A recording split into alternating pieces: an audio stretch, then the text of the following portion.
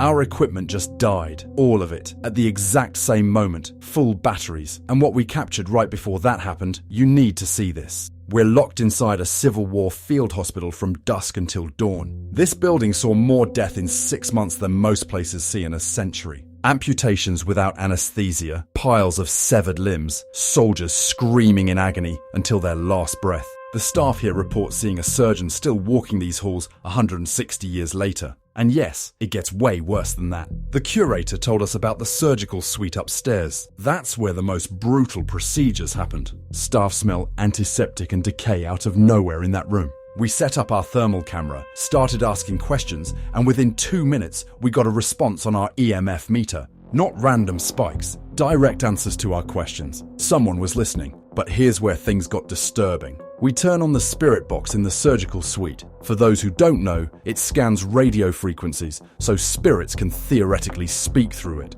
I ask, what happened in this room? Clear as day, we hear shot. Then, help me, not garbled, not radio bleed through. A voice pleading for help in the exact room where soldiers died on operating tables. Our audio guy played it back 3 times. It's unmistakable.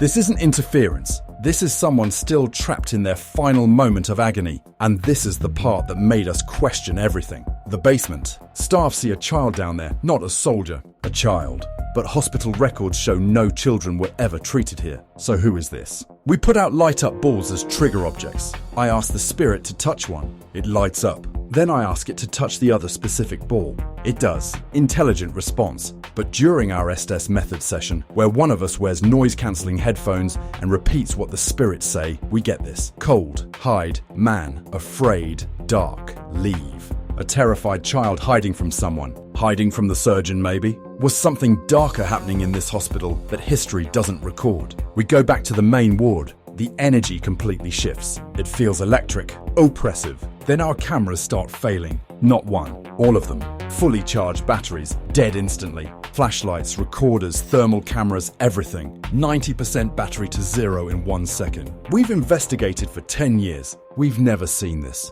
The only explanation? A massive energy drain. Something pulled power from every device simultaneously. And right before it happened, we caught a figure on thermal, human-shaped, standing in the corner, then gone. But here's the detail that changes everything. When we reviewed what little footage survived, we found something we missed in real time.